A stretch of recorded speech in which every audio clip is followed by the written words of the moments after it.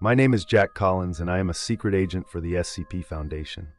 I received orders to proceed to the discovery site of SCP-004.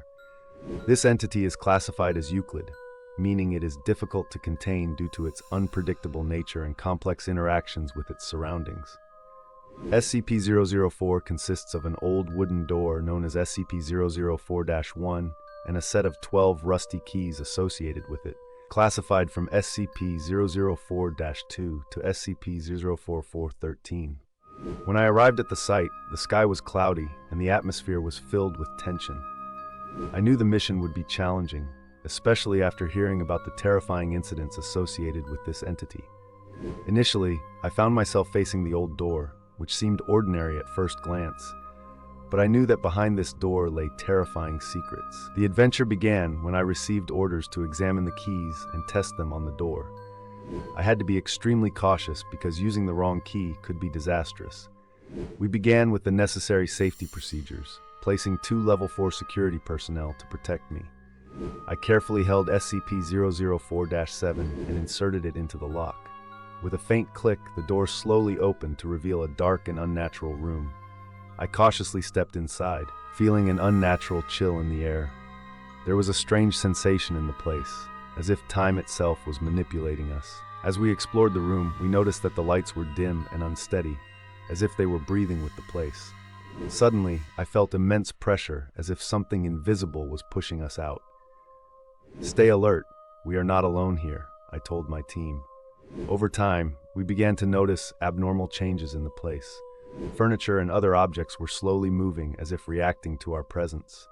Suddenly, the lights went out completely, enveloping us in pitch darkness. I began to hear whispers coming from every direction, as if invisible entities were watching us.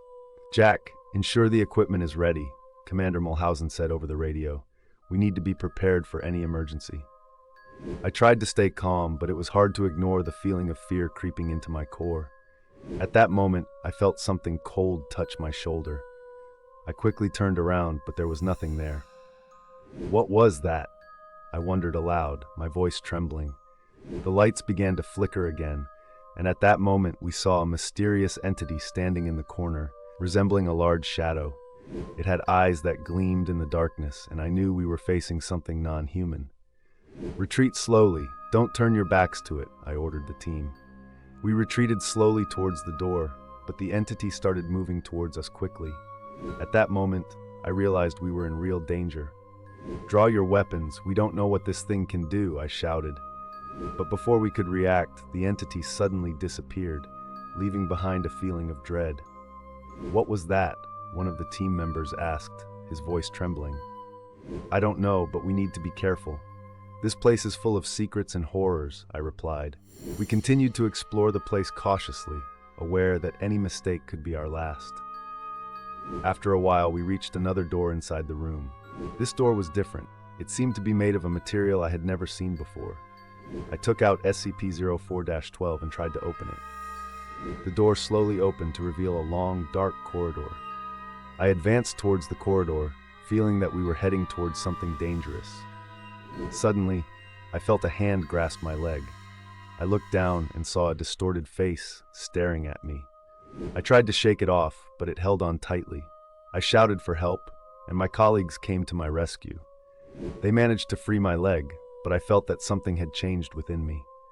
After we got rid of the distorted entity, we continued our way down the corridor. We arrived at a large room filled with strange devices. There were screens flickering and displaying incomprehensible symbols. "What is this place?" I wondered. One of my colleagues answered, "It looks like some kind of lab, but the technology here is very strange." As we explored the room, we noticed another door in the corner. We cautiously approached it, and I slowly opened the door. Behind the door, we found a large wooden box. It looked very old and was partially open. I carefully approached the box and looked inside. There were several strange items, including additional keys and devices I couldn't identify. "It seems this box holds other secrets of this place," I said. We decided to take the box with us for research and analysis. As we left the room, I felt that we had only uncovered a small part of the secrets this place held. We need to return and analyze what we found. Maybe we can understand more about this entity and what's happening here, I told my team. We left the place and returned to the base. The day was filled with terrifying and exciting events, but I felt this was not the end. There were more secrets to uncover and more dangers waiting for us. This was just the beginning of our adventure with SCP-004, and I was sure there was more to come. This mission was a harsh lesson in dealing with supernatural entities. I learned that we cannot take anything for granted, and we must always be prepared for the worst. In the following days, I underwent intensive sessions of investigation and analysis to understand everything that happened and how we could improve our procedures in the future. It was clear that SCP-004 was not just an ordinary entity. There was an incomprehensible power driving it, and that power far exceeded what we had expected. We sat in the meeting room with the team, reviewing every detail. We need to better understand the nature of SCP-004 and how it interacts with the keys, Commander Mulhausen said. Any ideas? SCP-004 might be some kind of portal to other dimensions, Dr. Levy, a physicist, said. The keys could be the means to control the portal and open it to different dimensions. And what is the role of time in this equation? I asked, trying to piece everything together. Perhaps time here is not fixed, Dr. Hawkins, a nuclear physicist, replied. The radiation emitted by the entity might be a way to manipulate time and space. This analysis made sense, but there were still many questions we hadn't found answers to. We needed to be more prepared in the future because this entity was unlike anything we had seen before. In the end, this adventure was a harsh lesson in dealing with supernatural entities. I learned that we cannot take anything for granted, and we must always be prepared for the worst. This was just the beginning of a series of adventures that would test our limits and capabilities. I am Jack Collins, and this concludes my mission report with SCP-004. But this is not the end.